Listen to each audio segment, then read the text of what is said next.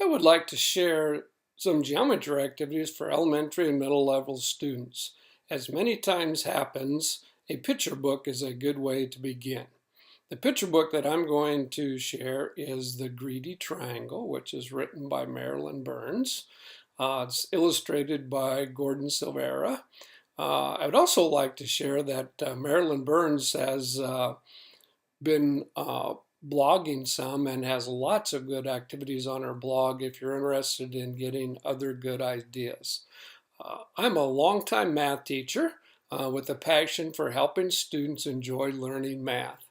On the screen you'll see my email address, my home website, and then the bottom side is a link that contains all of the material that is shared in this video and all of the geometry connections.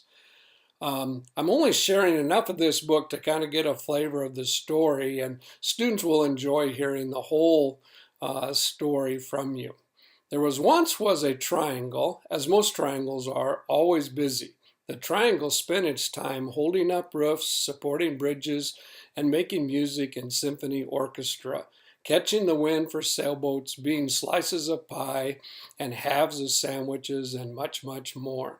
A really nice STEM connection here is the fact that triangles are sturdy and don't collapse and are found a lot of time in bridges. And it's one of the things that we'll kind of demonstrate with Exploragons, which is a strategy that we'll use later in the video.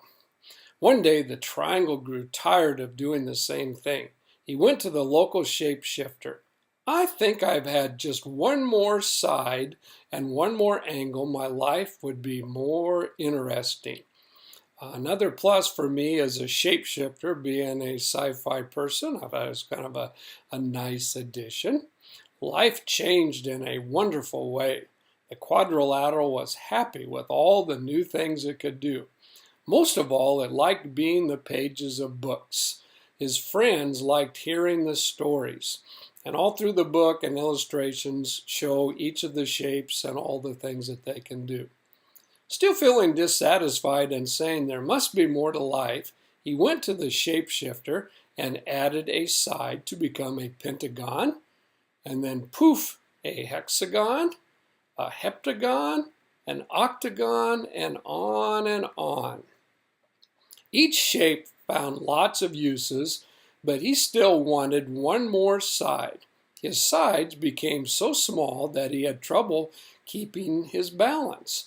It had become a circle. Enough! I don't know which side is up.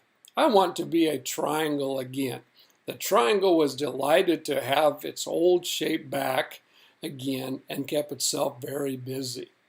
I would like to also add here that my experience is that students, regardless of age level, enjoy picture books.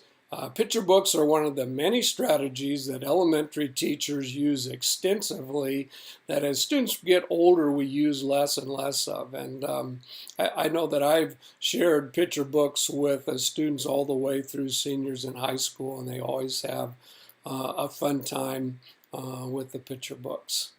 The geometry connections that I want to share with this, as I've worked with students and elementary students, one of the things that I think I usually have to start with is just by taking shapes and having the students identify the characteristics. For example, a square. I just hold up a square and ask the students, what characteristics does a square have?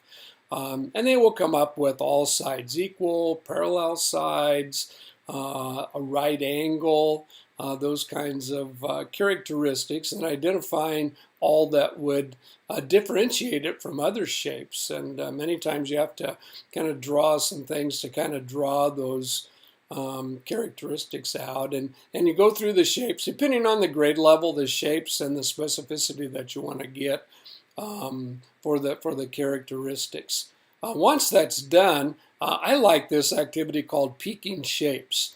And what you do is you cut out the geometric shape and you hold it behind a book and allow the student to only see a portion of the polygon with the remainder of the shape hidden.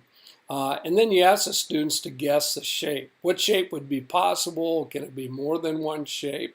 Why would this be?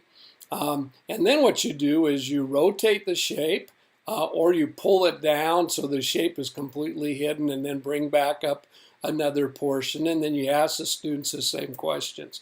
And as always, you want to make sure that your students justify the answer or the choice that they have. I've also found that something like this works well. This is an elementary sheet that I've used, and what I do is this sheet is I put it inside of a page folder that's clear, a plastic one, and then have the students just with a dry mark eraser just write over the top which shapes it could be, which ones it can't be, until they finally come up with the answer. Here's one that I've used for a little bit older students, and again, these sheets I have on my website at the link that's found there.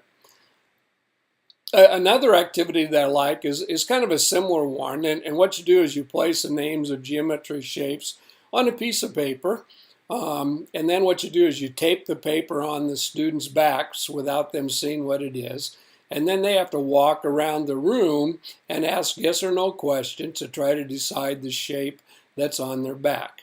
And then when the students get done, they justify what they think the shape on their back is.